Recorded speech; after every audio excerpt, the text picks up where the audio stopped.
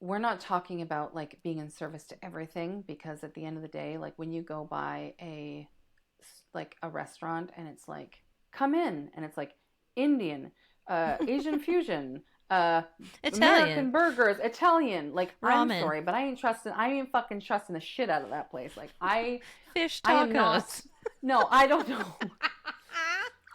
I do not. And bubble tea. Like, I am not going in there because I don't know what the fuck you do. And I'm terrified because you're probably not good at anything. We're back. We're back. Hello, everybody. Welcome back to the podcast. No one's letting you forget in the club.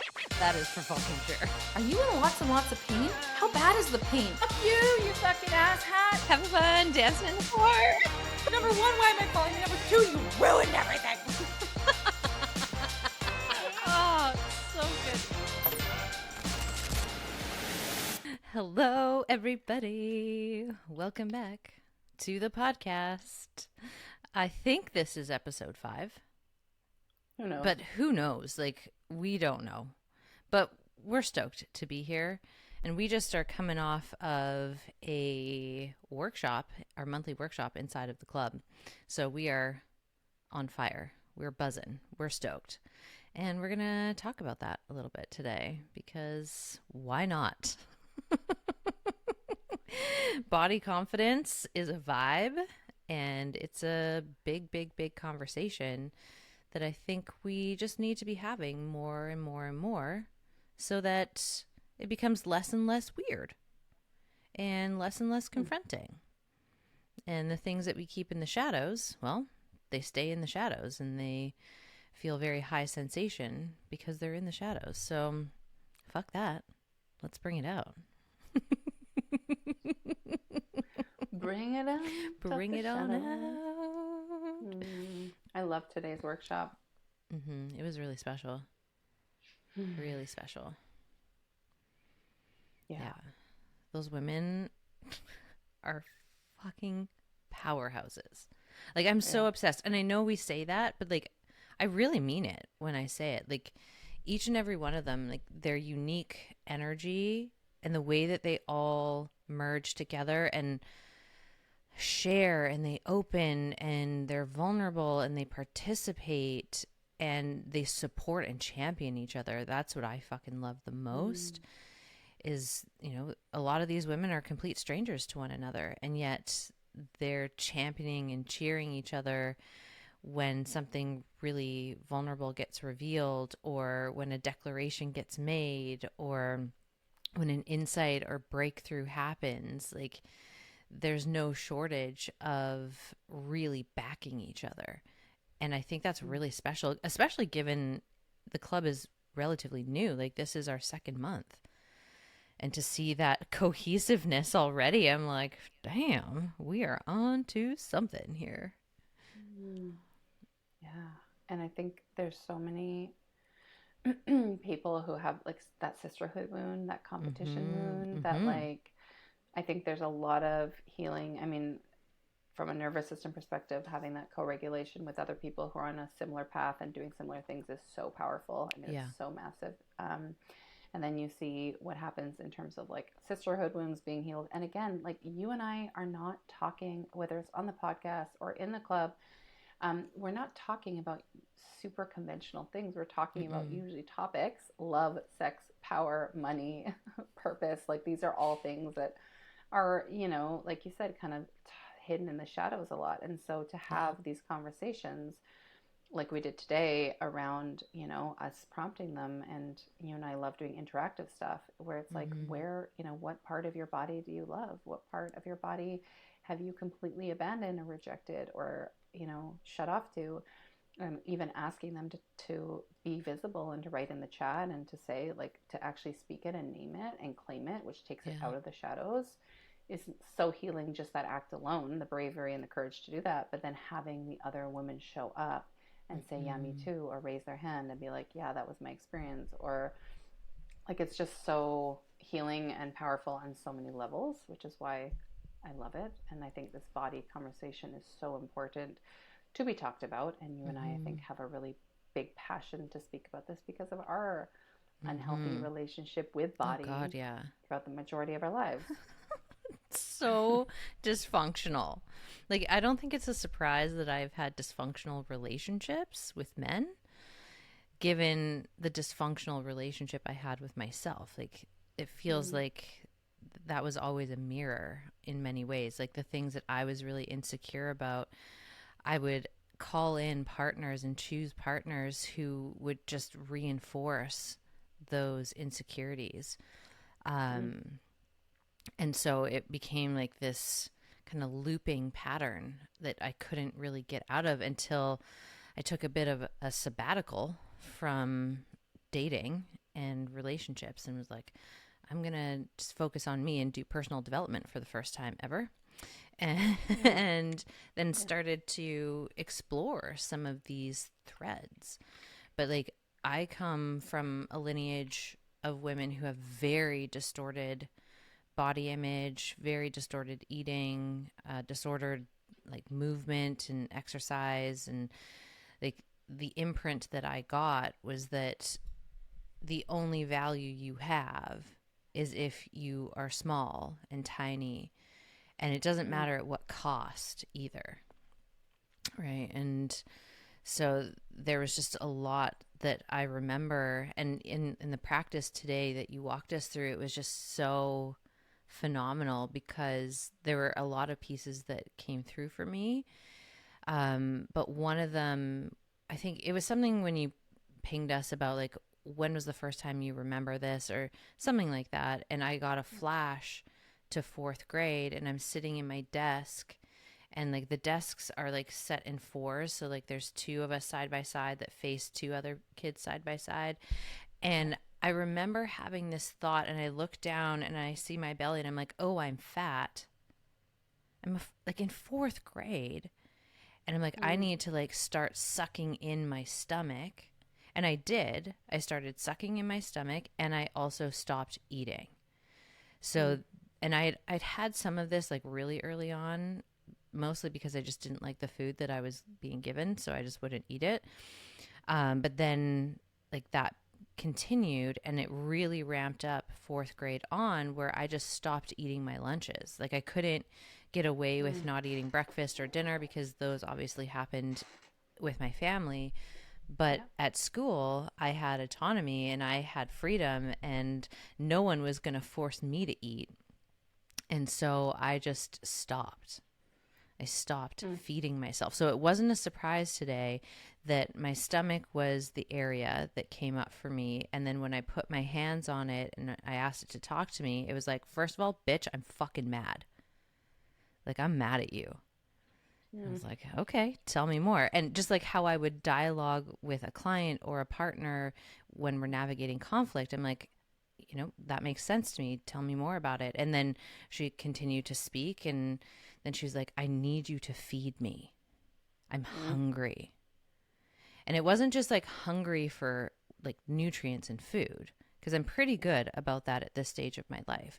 But it's more like the nutrients of life. And then what came through was something relational, in terms of like, I have a history of choosing men who are really extractive, who like plug into my power and siphon it off for their own gain and for their own, you know, evolution and their own expansion. They feed off of my life force energy. And you know, that's located in the solar plexus, like right in the stomach, in the core. And so it's not a surprise to me that she was fucking angry. She's like, stop choosing men who pull and extract and feed off of your life force energy. Use that for you. And I'm like, yeah, girl. All right, we're on a mission now. Like, and I mean, these have been themes that have been floating for a little while, but it was just so visceral today. And then to have that memory come back from fourth grade, and like the pieces of like, oh, now I'm not eating, and like seeing how like that is very much in my blueprint and in what was modeled for me. And so it's not a surprise that I developed disordered eating and movement, and like this very dysfunctional relationship with my body, where I essentially refused to give it what it needed, refused to listen to it, like punished my body again and again and again, and like worked out as a form of punishment. And you and I have talked about that at length, you know, of being in these phases of life where we're super, super fit, but at the cost of our own mental well-being and emotional well-being, and actually what's reverent for the body. And yeah, today was just so fucking fire. You leading that process, I was like, damn, this chick is immaculate. Like, she's just perfection. And the way that it flowed through you and was so profound for everyone in the room and everyone on the call and everyone in the club who's going to get access to the replay. Like, it was just everything that I needed, and I think everything that everyone in the club needed today. So thank you. I love you. Thank you. I'll receive that. I could feel that like sinking in. I was like, okay, I can receive this. Yeah, you can. I mean, honestly, thank you for saying that. And it was really an honor, like you said today on our club call, when you you were like, are you okay? Because usually I'm like, zing and pew, pew, pew. And today I was very leaned back. Yeah. And I was picking up on the energy of the group and I mean, you were like just spitting fire and truth as you always were. And then you're like, do you want to say anything else? I'm like, nope. No. I want to bring it back to them. And then that channeling that came through. And if you're inside the club, make sure you use those meditations. I don't even know how to say they're not even meditations. They're like transmissions and downloads, but a lot of it is somatic based, and it's very, very healing. It's very soothing for the nervous system. It's very transformational. I mean, it's the work that I do with my one-to-one clients.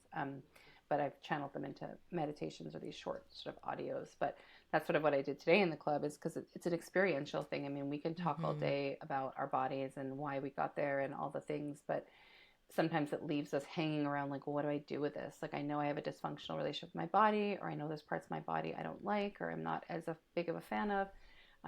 But I think when we take that time to go into the body and slow down, and we actually, like you said, dialogue with the parts, and we're giving them spaciousness to speak to us. And honestly, a lot of the times that's the healing. Like that's where the alchemization happens. And it's funny because a couple of the participants were saying, I was resistant to this because my brain was like, I don't have time. I've got stuff. My problem is actually with my business. My problem is with money. My problem is with this. And here we are talking about the body and slowing down and parts of our body we don't like.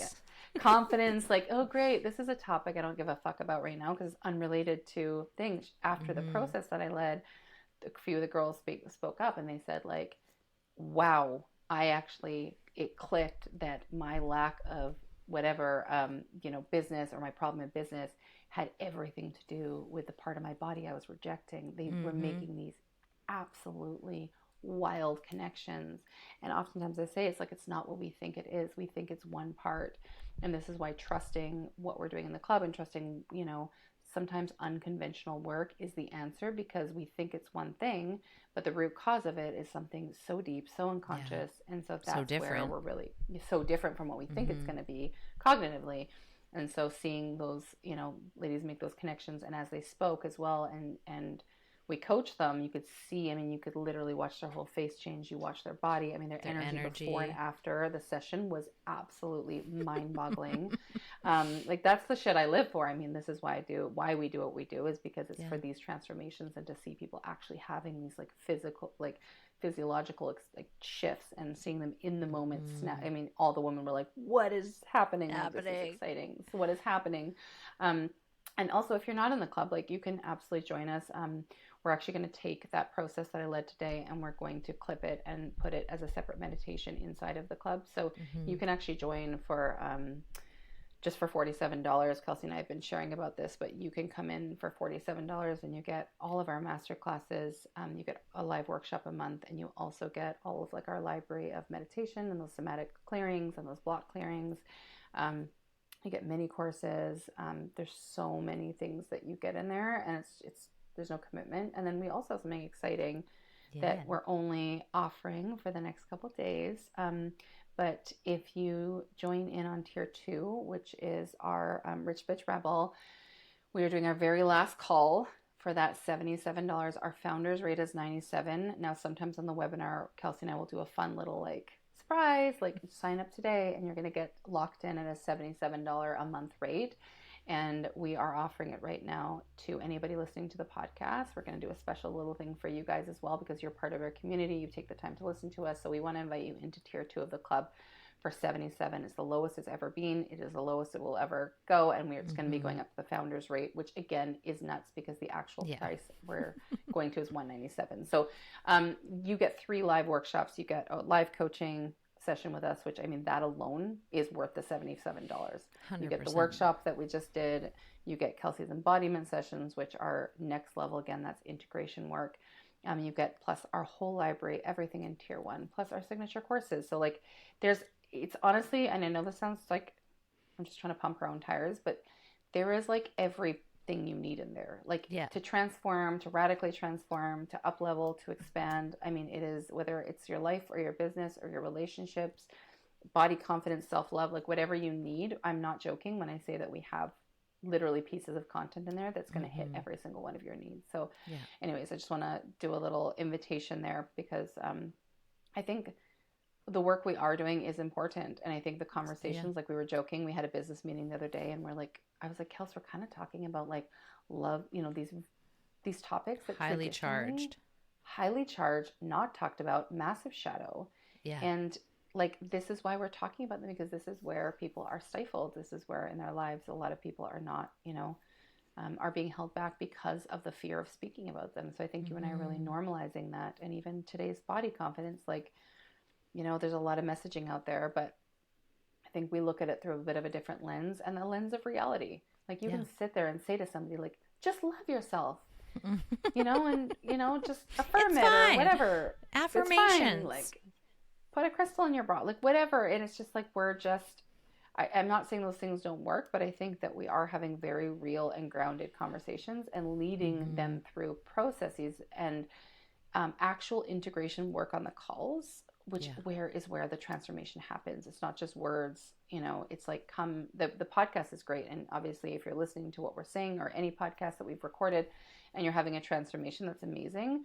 But it's really inside the club is where we're taking that information and we're integrating and having the transformations, like the deep, long lasting, not the awarenesses, not the cognitive breakthroughs, but the actual like cellular level. That's what you and I do. You and I both do a deep block clearing and embodiment work so that you can have that long lasting transformation, which I think is really cool.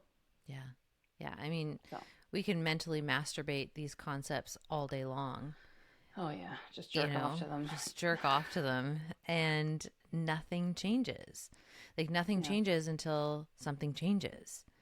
And the change happens when we start behaving differently, but we can't behave differently if there's this energetic and somatic block, because we're just going to keep coming up against that spot, and it kind of locks us out of our transformation unless we can get into the body, unless we can get into the part of ourselves that is terrified of creating a new paradigm. Like one of the ladies on the call today was like, who would I be without my shame? You know, and who would I be without my pain? Who would I be without my wound story?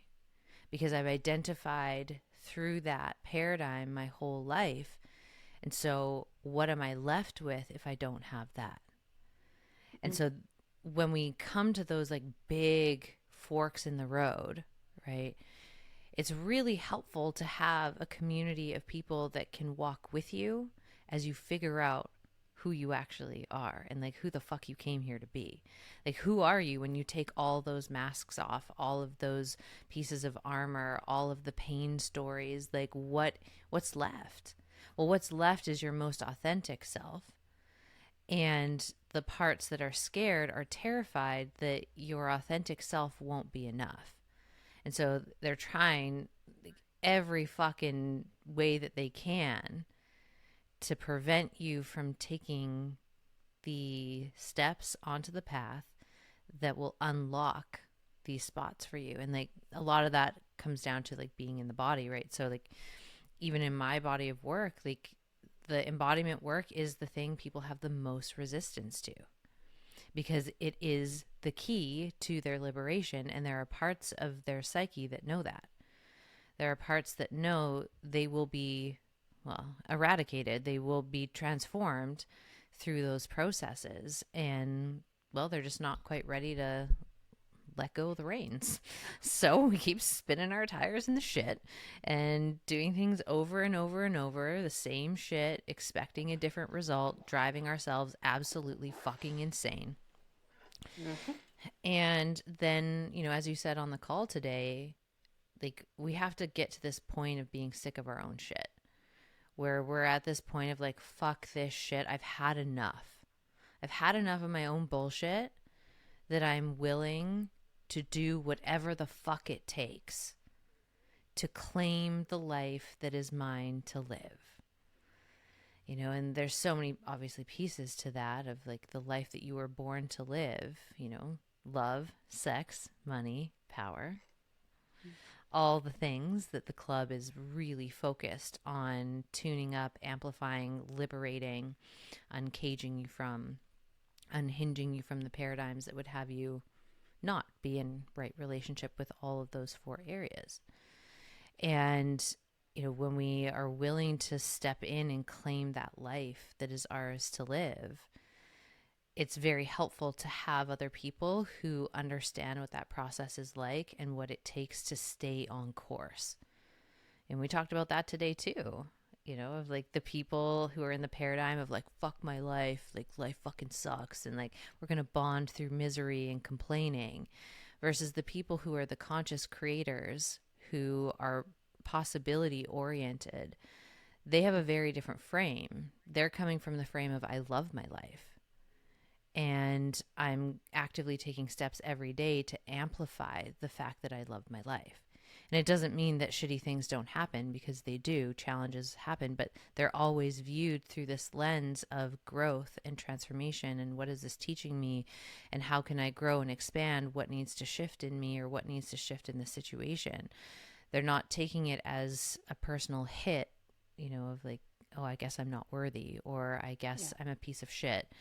Like, we're looking at it through the lens of like, okay, well, if I'm hitting this roadblock, there's clearly something in the way that, if I'm willing to face it, will open up the path for, you know, whatever I'm meant to call in or whatever I'm meant to experience. Or maybe it's redirecting me, and my ego is trying to take me on this one ride and my soul is trying to take me on a different ride. And the roadblocks are our moments of conscious awareness, where we can be like, is this soul driven or is this ego driven, and make the appropriate alterations and course corrections. But ultimately, like, if you don't have those people who are possibility oriented, who love their life, and you're trying to get to that path by kicking it with the people who are like, fuck my life, everything's the worst, that's going to be really fucking hard, because they are not going to like what you're up to.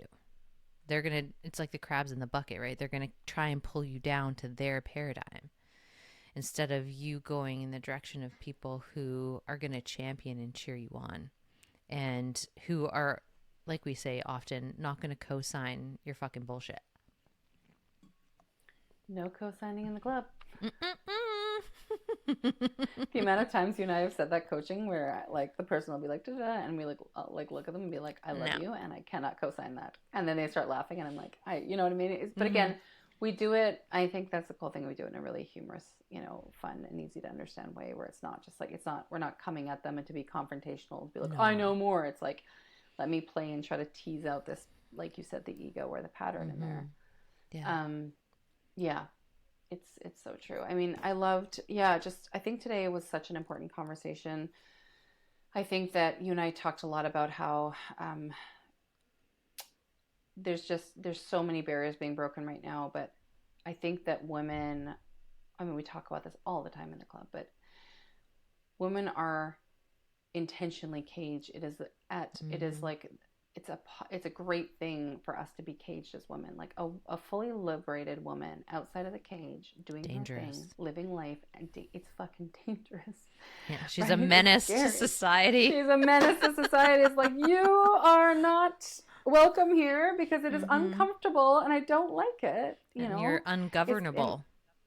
You're ungovernable. And especially like if on top of that, you are unapologetic and you love your body, even if it doesn't look like the societal standards. I mean, we talk so much today about that, right? About how we're sort of trained. Like if you think of from the time we're born, especially when the subconscious is being like really molded from 0 to 7, like it's wide open. So somebody says, I mean, again, if you think about, even if you're listening right now, like think about what you were told about body sizes and shapes growing up. Like what was your parents' relationship or your caregiver's relationship like with their body?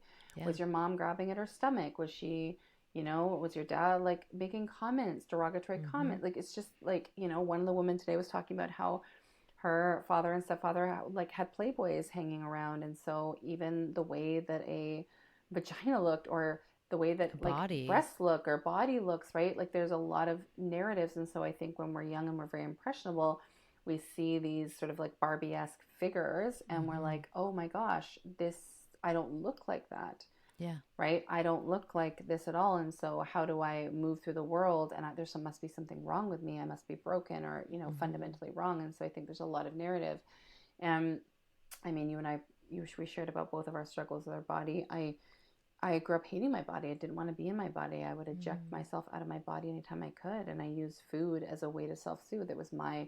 Now I understand more and more about the nervous system. It was my way of trying to regulate through emotion, like trying to take, trying to feed the pain and the emotional like pain that I had through food. And that was the way that I used to numb out and not have to feel things. And so that created a very disconnected, I grew up with a lot of messages from other people. I grew up with friends who unfortunately would like not support. It was more of like a making fun of or humiliation or betrayal with the body and things like that. And like pointing out the body. I was overweight as a kid. And so there was a lot of that stuff. And so all those imprints, like even when I was, at one point I was like on diet pills, eating like grapefruit, egg whites, like rail thin, and I was exercising like 2 hours in the gym, and then I would go for like an hour and a half hike, trying to fill the void of feeling connection, belonging, worthiness. And even then I was a shell of a human. Like, we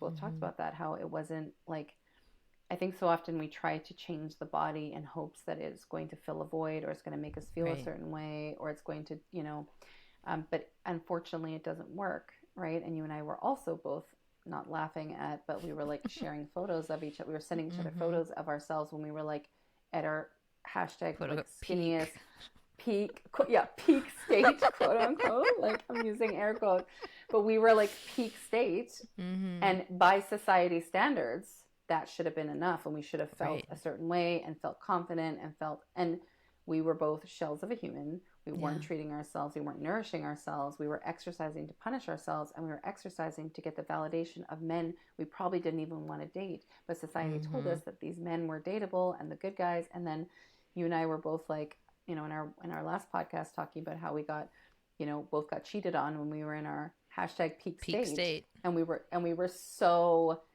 like confused because it's like, well, we were promised this story and this narrative. And when we're in peak state, and how do I get cheated on, right? I remember I used to always question, you'd see stuff in the news, and it's like this, husband or wife cheats on, their partner.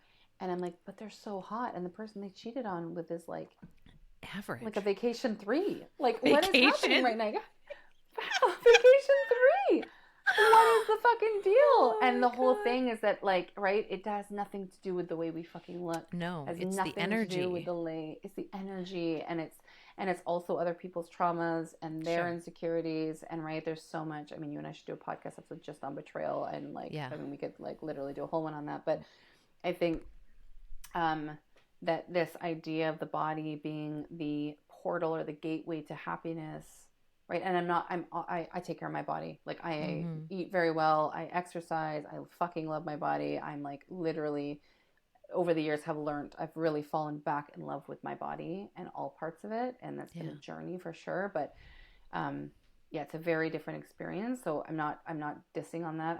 I would classify, I owned a gym for 8 years, like a fitness studio. So like I definitely am into fitness, but if you look at your relationship, this is something to get curious on, like look at your body, your relationship to exercise, your relationship to food, like all these pieces, and how much of what you're doing is coming from a deep desire to nourish and to be healthy and to be, Yeah. have vitality Vital. and to feel alive, like vitality, or is it coming from punishment, control, whatever it is, like just looking at Avoidance. the energetic, avoidance, looking at the threads that are feeding your actions and your behaviors, because it's something to get really curious about.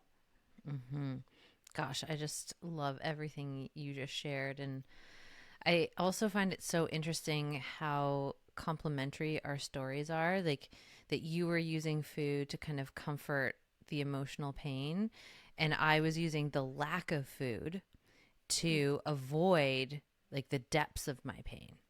So like for me, if I was hungry, it was easier to focus on the hunger than it was to feel the emotional pain that was there. And that was only something I connected the dots on about 10 years ago. Well, actually 2012. So like it's been fairly recent where I went through a breakup and I could feel all of those old compulsions coming up again of like, I'm feeling this deep, deep emotional pain. And my only access to controlling it is to stop eating. So then I'm hungry, and then that occupies my focus. I can focus on the fact that I'm starving, and I can avoid the emotional pain.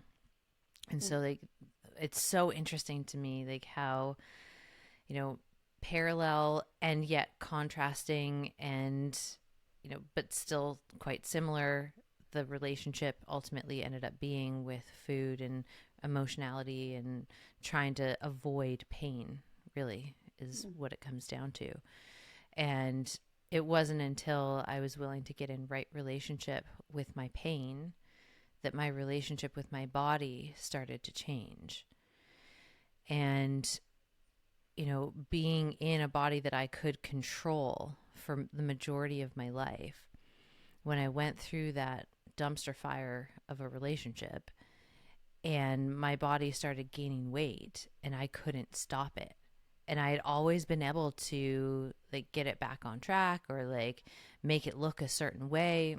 And my body was just not having any of it. She was like, I'm in control now. And like nothing had changed about my eating habits or my exercise habits. But the thing that had changed was that my partner was being unfaithful. My partner was in a pocket of betrayal, and my body was starting to put on armor so that I could be protected from this dude. Because if I didn't feel good in my body, I didn't want to fuck him.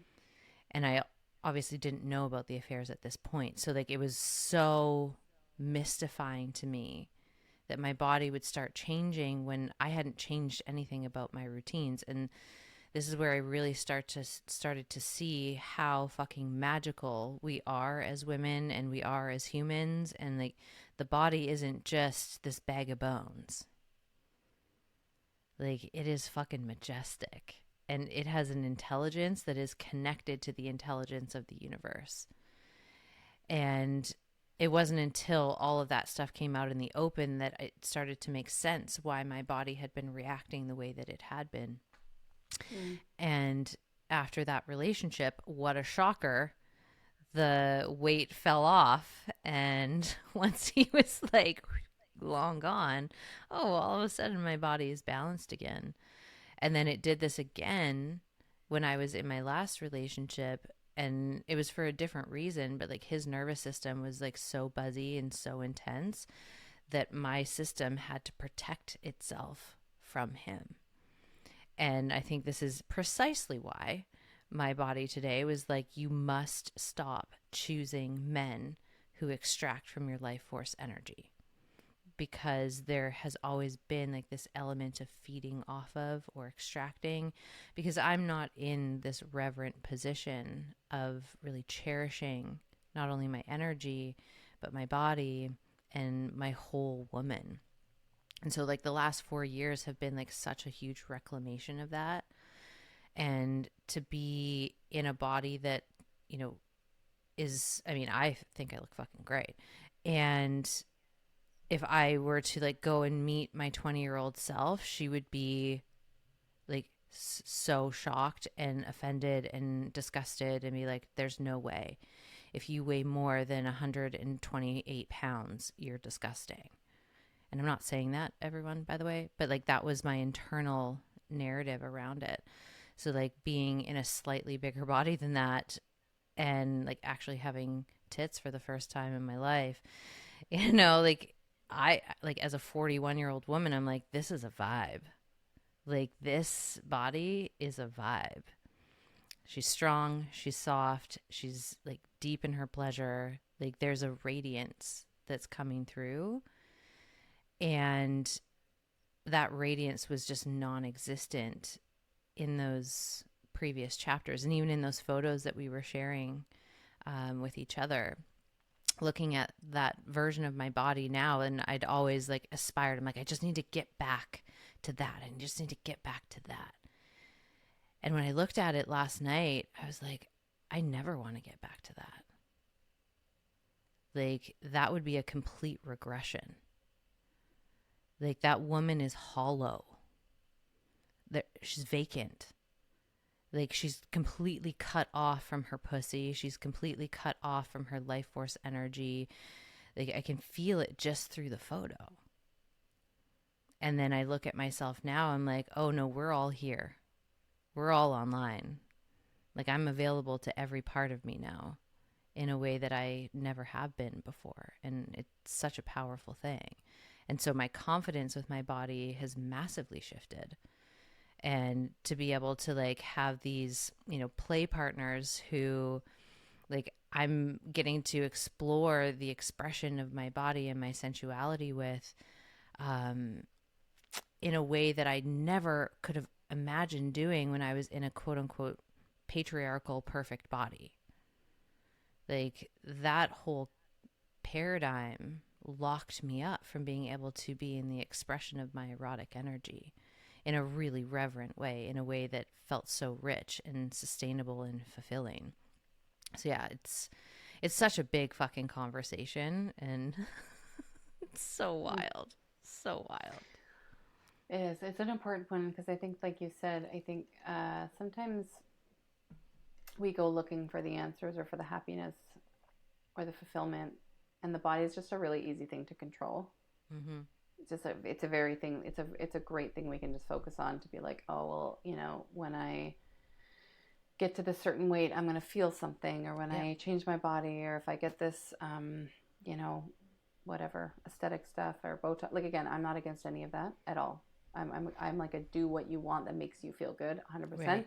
But again, it's looking at where the energetic has come from behind it. Right. And I think the body's just become a very easy target where a lot of people try to control the body, through exercise, through food, so that we can feel a sense of control, or sometimes a sense of power. Because sometimes I think there's a lot of feeling of powerlessness. Like I can't leave. I'm stuck in my job. I'm stuck in this relationship. I'm stuck in this, or there's this illusion that we're stuck in these things. And so the body is a great way to just play out a lot of really toxic, unhealthy shit. Mm-hmm. But right? If I look like Kim Kardashian, then maybe I'll have power like she has. Totally. I'll have it made. I'll be made. Exactly. Yeah. It'll all be made if I look this thing, if I change my hair, if I get bigger boobs, if I liposuction here, then maybe I shall be worthy enough to maybe have a little bit of fun and desire and pleasure in my life. And it's a fucking losing game. And the goalpost always moves. The goalpost moves all the time. Yeah. Right? Because we, you know, get the 6-pack and we're like, fuck, that wasn't the thing. Yes, I need an 8-pack that we don't enjoy. Right, exactly. A 14-pack. Well, and then we also lose that. Like I mean, I learned a lot through owning the gym, and just, you know, it's just such a powerful process to start looking at relationship, and everything's a relationship. We have a relationship to money, we have a relationship to pleasure, we have a relationship to our bodies. I think my invitation for anyone listening is to like look at yourself and your body and say, like, where have I cut, like, what parts of myself and my body have I cut off to pleasure, or what parts have I cut off to, you know, enjoyment, or, you know, where am I at war with myself or my body, and start to get intimate. Like that's the process I led everyone through today in the club. And if you want guidance on that, just join, you know, and then you can come get those and experience the transformation for yourself in a guided way. But get intimate with yourself, like where, you know, if you hate your stomach, if you hate, your butt, if you hate your nose, if you hate, like, my invitation is to just, like, what would it be like to walk towards that and place your hands on it and just see what it has to say. Like, our bodies hold so much wisdom, so much, like, cellular memory. I mean, it's so transformational when you do that work and you actually walk towards putting your hands and placing them on the places that you've rejected, just like we do in shadow work and all sorts of other work. But this is a somatic thing, when we do that work, I mean, everyone on the call said that they had their body speaking to them and they were shocked at what came through, right? Like, so much information. So my invitation for you on here is, like, identify something that you love about your body, like, really name it and own it, and message Kelsey and I if you're like, hey, you know what, I want to play this game with you guys. Message us, tell us what you love about yourself. And if you have a hard time even doing that, that's just information as well. Totally. It just shows that, like, wow, I'm not even comfortable seeing something I love. We talked about that as well today in the club, of like, why would I be uncomfortable to even name that? And we kind of went into how, like, oh, what if I say that and somebody else is like, oh, well, that's actually kind of gross. Or you like your, you like your arms aren't that nice, right? Like, it's that fear sometimes around that. Like, there's so many pieces that go into this, but, like, what do you love about yourself? And what's an area that you find challenging? And to actually, I would challenge you to then go and put your hands on that part and start to cultivate a relationship with it. Like, where did you learn that part was wrong or different or bad? When did you learn to cut that part off? When did you learn to reject or deny it? And start to bring life back to that part. And what would it look like to create some intimacy with that part and to start seeing what it says? Like, if it could speak to you, what would it say? And if you could dialogue with it, what would you say back? And have that conversation. And then again, you're in the state of reclamation. You're starting to bring more of you back online, because avoidance, whether you like it or not, it's not going to go away. No. Right? Like, you can't avoid it forever. It's going to be there always. So it's just like, it's waiting for you. So the sooner we start to go to those parts, we look at them with a lot of love and compassion, or even just acceptance. We don't have to be like, I love my body. It's like, if you don't love your body, then what would it be like to like your body 1% more, right? 2% more, like, titrate that. Like, look at how would that be like to have a little more tolerance? Or maybe your affirmation is, I'm in the process of learning how to love parts of me again, or just playing with some of these things. But Kelsey and I are really in the business right now of helping you fall back in love with your life and your body and who you truly are, and your business and money and all of these fractured relationships that you've had, and to bring them back online. Because the more of these pieces you bring back online, even if you're not interested in the topic we're talking about, it's all related. We might talk about the body, and then you have a massive breakthrough in money, because it's all fucking connected, right? You can't, this is why in the club we talk, a lot of business people would be like, you're the worst, you have to niche, you have to speak to somebody about just love or just this. And again, while I understand that logic behind it, that I don't want to help you, Kelsey, and I don't want to help you in just one area. We want to help you in all these different areas, because all of it is the bigger pieces to the puzzle of helping you design that really rich, juicy, fucking next level, like, mind-blowing life that you came here for that business or that, like, that gift you have to share. Like, this, it's all part of it. So all these little pieces are part of it, and coming back home to your body, to yourself, and to the parts that you've denied or rejected is unfortunate. Like, that is the medicine. That's how you walk yourself home. So start to have these conversations with your body. Start to, have a little more tolerance. If you're sitting there and you hate your inner thighs, look down and place your hands on them and be like, yo, what's up? Okay, what would life be like? Yeah, what's up? And, like, imagine what would open up for you. This is another question I asked you in the club, but, like, what would open up for you if you weren't expending and draining so much energy on rejecting that part? Like, if you reclaim the energy that you spent on hating your body or hating your chin or hating your fucking whatever, imagine what you could create in its place. People say, I don't have enough time, I don't have enough this to make these changes. Well, you fucking do, because you're scrolling. How many times do you fucking hit on Instagram? How many times do you go on stupid shit and go on TikTok watching fucking cat memes, like, floating through space? Like, we have time. We have an abundance of time, right? Like, it's just that oftentimes we don't like what the solution is. We want give me the pill and give me the thing that's going to help me feel better. And it's like, I want to be a passive participant of my own life. Yeah, I don't want to do anything. I don't want to have to go do anything hard. And this is why we're just saying, like, you can have everything you want. Like, it's just, here's the unconventional path to get there. However, what we do know is this is the fastest path to get there. So we will 100%. walk with you. We are your tour guides on the path through the peaks and the valleys as you navigate into your like fucking epic ass life. Fuck yes. So much yes. We haven't done a meow. Meow. That's our Meow. Meow, meow. Claiming your big cat energy life. Like, this is the new paradigm.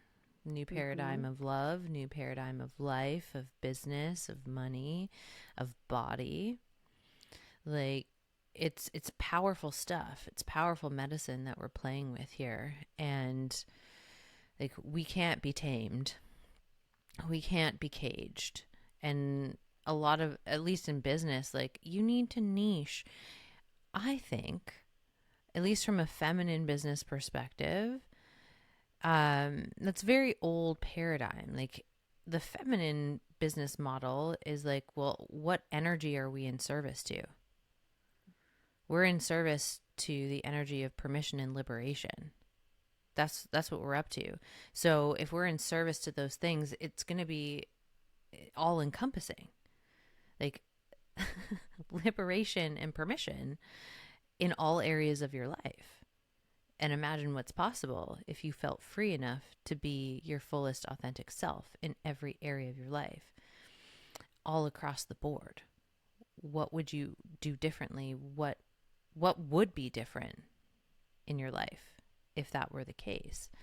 And so, yeah, we're very unconventional in many different ways. And I love that about us. I mean, even how we were like, we hit a goal and we're like, what should we do? And we're like, let's go on a lingerie bender and just buy a bunch of lingerie for ourselves and then take photos and send them to each other. Basically become an OnlyFans account to each other. I mean, but that's, again, that's huge, right? And I did a 40th post on my Instagram, and I'm like half naked. I'm like literally naked under a blanket. And I was joking. I was like, this is not me trying to thirst trap. Like, thirst trap? Nah, bro. Like, I've been there. Like, you know what I mean? I'm not trying to thirst trap. This isn't a midlife crisis. This is like the full bones fucking reclamation that I have hated my body for a lifetime. And it is an absolute big fat fucking waste of time. And that I'm just done with it. I'm putting down the sword. Yeah. I'm done. I'm done slicing myself. And not that I actually did that, but I'm just saying, like, I'm done cutting myself all the time and hurting myself and doing these things. Like, what on the fucking God's green earth is the point of being in war with ourselves? Like, I'm not talking about mental health, obviously. I'm not, I'm like, please, I'm not talking about that, but I'm just saying, for somebody who's sort of like in that state where it's, you know, they're self-sabotage, they're doing all these things to themselves. It's like, I don't want to get to the end of my life and look back and say, wow, how great I was at war with myself for all that time. I've already spent enough time at war with myself. What would it be like to become my own ally? Like, what would it be like to say, okay, you and me, boo, like, we've got really at the end of the day, other people and situations and business and everything is circumstantial. It can always change. It can always shift. But our being in right relationship with ourselves is something that is so powerful. And it really does. I mean, this links to magnetism, to the topics that you and I have talked about on our past webinars as well, or classes and stuff around, like, all of it links to magnetism and the way we show up in the world. And I mean, like you said about business a second ago, I know I'm going a little over the map, but when you talked about business, like, and we're in service to permission and liberation. We're not talking about like being in service to everything, because at the end of the day, like, when you go by a restaurant and it's like, come in, and it's like Indian, Asian fusion, American burgers, Italian, like, ramen. I'm sorry, but I ain't fucking trusting the shit out of that place. Like, fish tacos. I don't know. I do not. And bubble tea. Like, I am not going in there because I don't know what the fuck you do, and I'm terrified because you're probably not good at anything. Yeah. I'm not talking about that, but like you said, it's tapping in more feminine business. It's tapping into the frequency, right, of the, what am I actually care about, and what are we in service to? What's the underlying undertone of everything that we do? And it's through our embodiment. So I think even for you and I, it's less about what we say And it's more around us just showing up and being seen and being visible for people to experience our energy. Because you have to understand as well, if you're listening, you have an energy signature. You have a vibrational frequency that you are putting out to the universe. So you don't have to, it's why you can walk into a room and you feel somebody and you're like, whoa, there's something fucked up here. Nobody's saying anything, or like, what's happening right now? And you feel it, right? And so it's understanding as well that your body, whether you like it or not, and these pieces, we're talking about body confidence, like we're always projecting a signature out into the world.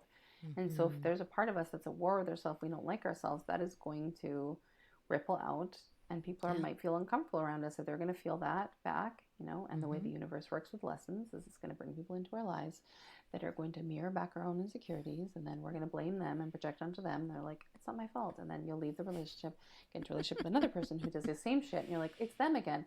No, bro, it's not. It's you, and you need You're to the look common at where denominator. You're the yeah. Where are you rejecting? Where are you self-abandoning? Like, where are these pieces that you need to tidy up?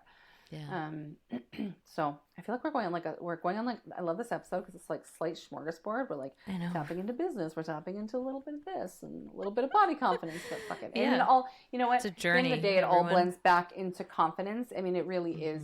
It is body confidence, but it is. I mean, the body is responsible for manifestation. It's responsible for vibration. It's responsible for the nervous system. It's responsible for all of it. So it really is. We're really fucking actually denial. We're nailing it. We're nailing it. We're nailing it. It's fine. We're nailing it. And also, like, the body is so responsible for pleasure.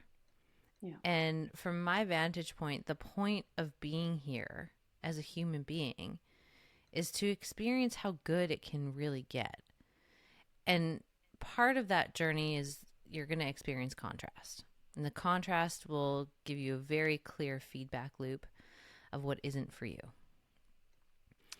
so that you can pivot and turn towards what is. But people get so fucking looped in what's not for them and trying to mentally figure it out and be like, why did this happen? Why? Well, the why is so that you could feel the contrast of that and you could turn towards the thing that's actually for you, which is often the opposite of what it is that you're experiencing. You know, and you need the body in order to make that journey, because the body is going to give you that immediate feedback, whether it's a sensation, whether it's an emotion, whether like you're getting pain or discomfort in your body. Like, the body is the oracle. It's going to tell you, it's going to lead you on the most cosmic fucking journey of your life if you let it be in the driver's seat. But if you think that your body is the problem, well, then it can't unlock its magic for you. And it's going to keep trying, though. It's like, this is the thing about the body, is that it is so fucking devotional to you and your expansion. It'll keep showing up for you until the very last day you take your last breath. And it's going to try and course correct you and get you on purpose and get you in alignment. And it's up to you and your free will whether you're going to walk that path or not. Whether you are going to be in the fuck my life club or you're going to be in I love my life club. It's up to you. Like, those are the two clubs. And I know which one I've chosen. And I think a lot of people actually do want to be in the love my life club. They just don't know how to make that transition. And a big part of it is getting in right relationship with your body. And that starts with just taking honest inventory of what is the relationship with your body. Not what you want it to be, but what is it actually? You know, can you tell the bare bones truth on yourself? Can you be radically honest? Because if you can't be radically honest with yourself and your relationship to your body, it's going to be very hard to be radically honest in your life and in your relationships. So I always find this really interesting when people have a hard time with honesty in a relationship. Because to me, it often mirrors a lack of honesty with themselves and their body. And they've either developed an adaptation early on that has them dissociate and disown and disregard the wisdom of the body. Or maybe they are like us where, we created this very dysfunctional relationship with the body because of relational trauma, whatever it is, but like it's always a mirror. So like it's a little bit easier to not take it super personally when someone's not being fully honest. It's not workable relationally, but like it's easier to just kind of see it for what it is, because to me that always reflects like, oh, this shows me what this person's actual relationship with themselves is, and their actual relationship with the oracle that is their body. And that they likely have a lot of justifications and reasons for overriding those intuitive signals of the body that are like, no, leave that career, leave that relationship, say this thing, express your love. Like they're finding ways constantly to avoid the truth. And so if you're constantly avoiding the truth, well, that's going to have a huge relational impact. And oftentimes people who avoid like radical honesty are really fucking lonely, because they're not even in right relationship with themselves. So like no matter where they go, they're not feeling that connection because the internal connection's been fractured and they haven't rebooted it yet. But the good news is you can reboot it at any moment in time. And it always comes down to the choice to do so. Making the declaration like, actually, I'm committed and devoted to being in right relationship with my body, right relationship with my intuition, right relationship with the truth of who I am. And these things that I know to be true, that, I might be being pulled to make really hard decisions or hard choices or make difficult moves. But ultimately, those are all the redirection that your soul is working with your body to get you in alignment with your ultimate fucking destiny, so that you can be living that most expansive, illuminated, lit up life and experiencing just how good it can fucking get for you. Like, Well, that was a mic drop. I think we're done here. As you were talking, I was just like looking at you and I'm like, she's so on fire. And I was like actually thinking, I was listening to what you're saying, but I'm like, I'm so lucky and grateful to be in this business partnership. Like it was just really like, as you're talking, I'm like, she's so on fire. Like you look gorgeous. You're just like spitting truth. Like, when you could see somebody like they're just channeling, you can just, it's just like, rah, rah, rah, and it's just perfection. I'm like, thank you. It's just so immaculate. I was like, this is so fun. You. I was literally just thinking that. I was for sure listening, I promise. But I was also just like thinking, you see me like fucking playing Candy Crush while you're talking. Yeah, it's a great point, Kels. Great point. Good job. Good job. Good job. Nothing to add here. Got Too Hot to Handle streaming in the background. Yeah, totally. Exactly. Yeah. Great. You know what? Everything you said, just that's exactly what I was thinking too. But I mean, this is so fun. This conversation, and thank you to the listeners who are listening as well with this. And I mean, this is the work we do inside the club. This is something that we are really passionate about, helping you. And again, I think oftentimes we try to lone wolf it, like Kelsey said, the friends and the crabs in the bucket. I think we either try to lone wolf transformation. Again, a survival strategy. It's like, I'll do it all on my own and I'll figure it out. I need nobody. Totally. Or I don't have the money. And I'm like, oh, what do you tell me about what you spend money on? Yeah, it's $47.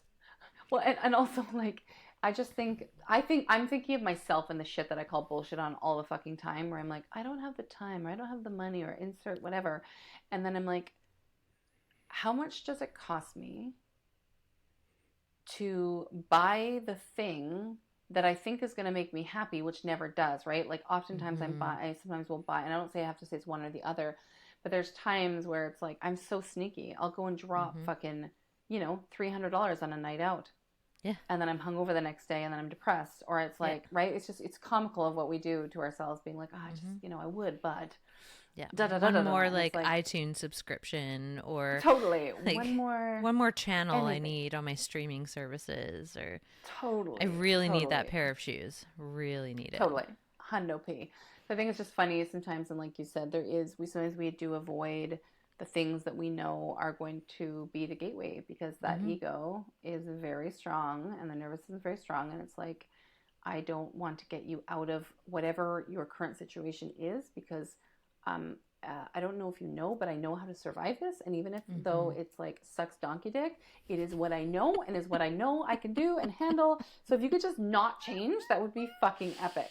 Yeah, thanks a lot. And then we listen to it, just fires off thoughts, and we're like, you're right. Yeah, I shouldn't do that thing. I better You know what I'll believe you. do? I'll wait until September. That's the best time to do it. And then in September, guess what? September, I'm too busy. The kids are back to school or this. You know what? No, maybe I'll do it in November. Oh, geez, Christmas. I've got Halloween. I've got Thanksgiving. I've got Christmas is coming. January rolls around. Oh, ooh, I spent so much money at Christmas. I can't afford Christmas. To do this now. I can't quite do it. Anyways, we're not like, we're playing here, but we're only calling bullshit because we do it to ourselves all the time. Yeah. And so I think it's just like, what would it look like if I was a little bolder, if I just fucking claimed it and I just went for it? Like, what if, and what is possible? And like I always say, I say to people all the time, I was having a connection call with this lady to see if we were a good one-to-one fit.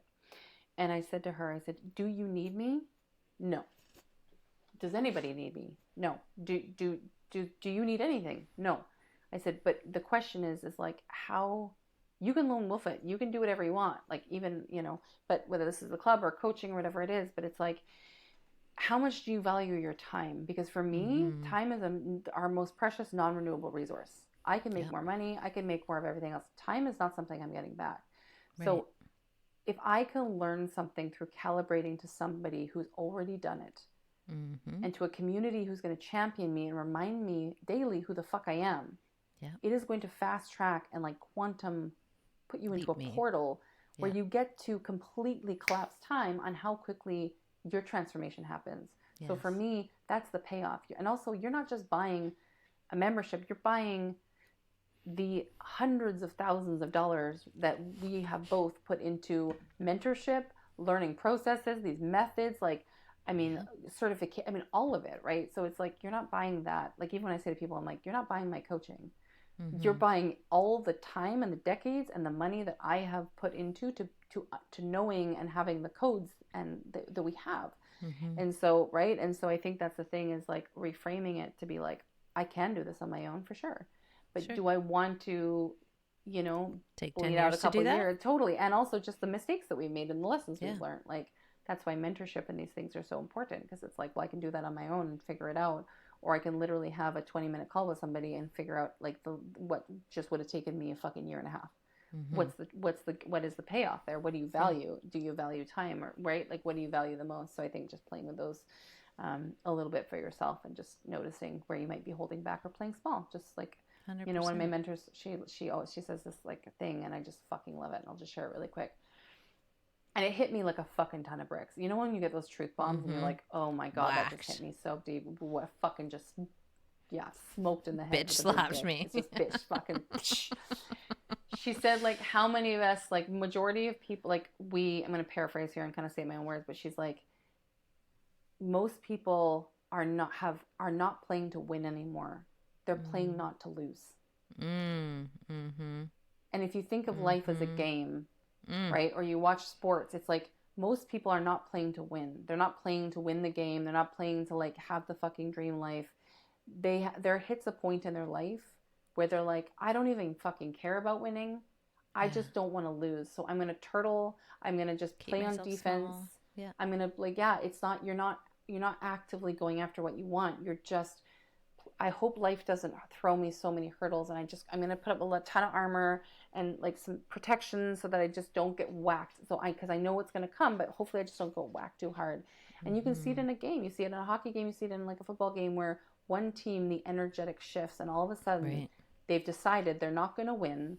So let's just not lose too bad. And that's what most people play from in their lives. They play from this vantage point of, well, I guess I'll just sort of cruise the rest of my life and I'll just hope life's not too bad. And they've completely forgotten that they're they're an all-star player. Like they've had amnesia. They forget that they're actually like a majestic fucking champion. Yeah. And we forget this about ourselves. We just, we give in. We just, what's the word I'm looking for? Like, It's almost like getting complacent. Give up. Yeah, complacency. It's just complacency. You're just like, Yeah. all right, well, whatever. I guess I'll just do This that. is And good as it gets, I guess. as good as it's going to get, right? And I think that, again, we forgot. We get to a fogginess. We forget who the fuck we are and what we're capable of. And it's like communities like Club Unhinged. And if it's not us, then find somebody else who is going to help you wake the fuck up.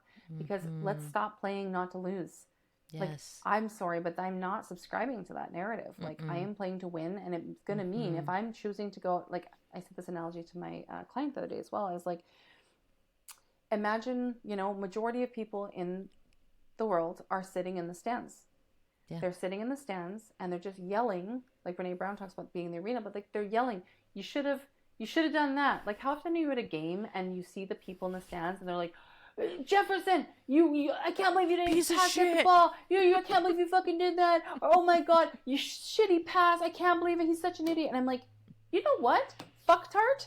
You get in the goddamn fucking game. Yeah. You get in the fucking game and go and see what it's like. And this is what I mean, right? It's like, I think what you and I are really dedicated to, this whole idea of permission and liberation, is like, we're walking through the gates, and Kelsey, like, if you want to join the club with us, you're beside us. Like, we're walking together. We're on the fucking court team, together. And we are walking forward and saying, you know what? I'm going to get shit beat. I know it. I know, like, if we say to the universe, okay, I'm ready to play big. I'm ready to make all that money. I'm ready to have that fame and that success. Universe is like, fucking amazing. Let's train. Get in the arena. You're going to get pummeled. Here's your test. Here's your initiation. Prove it. As we get our prove it moment.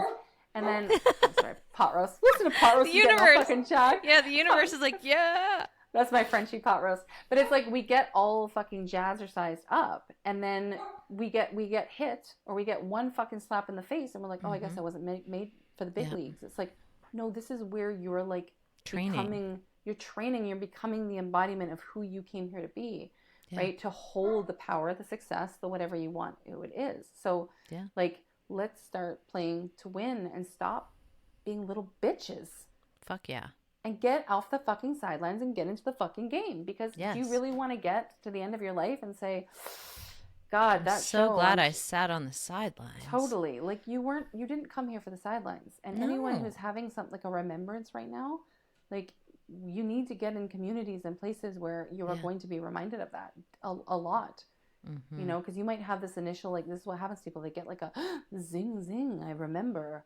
And then sleep at the wheel. Back to sleep, because that's what we're designed. That's what we're designed to. So it's in these moments when we're feeling inspired, take action, whether that's with us, whether it's with somebody else, whether it's something you've been sitting on. Stop dicking around and start taking action. I have a masterclass in the club called Just Fucking Do It. It literally is called Just Fucking Do It. And it's the whole idea of, like, you have to take that action, and it's going to expand you. You will have the contraction, but we'll hold you in it. And then but every time you have the expansion and contraction, your container grows. Your ability to hold more grows. So it's like, it's that process. And it isn't for everyone. It's not for everybody. And I think that's great. Some people are not on that journey, but for the ones who are, those are our people, and those are the ones we're speaking to. It's like, come in the arena. Yeah, let's play. Let's play. I think this is a whole other podcast episode. I think feel it is. This is like, I can already feel it. I'm like, oh, we're in the arena. That's in what the it's arena. Gonna be called. In the fucking arena. So good. Good. Thank you, everybody, for coming today, for listening. Coming. So good. We love you. And if you feel inspired, if you have been feeling that surge, that call, let's get you in the club. The links are in the show notes, and that $77 offer will be good for 1 week from when we publish this episode. And if it's not a $77 link, it just means that it's past that 1 week mark. So get on that as soon as you can. And if you liked the episode, please rate it, subscribe, share it. It helps it get out into the world and find the people it needs to find. And of course, we would always love to know what you're taking away from the episode and what impacted you and what really kind of shook your foundation today. So reach out to us on socials. We are quite accessible, and we would love to hear from you. And we're just so grateful that you're here. And we look forward to seeing what kind of magic you stir up in your arena as you take it to the next level. Let's fucking go. Meow. Meow. All in all, we want to say thank you for being here. We love and appreciate you so much. And if you liked today, give us a 5-star rating. And we'll see you next week. And share it. If you know somebody who needs this in their life, share this shit. Abundance goes round and round. We love you. We love you. Bye.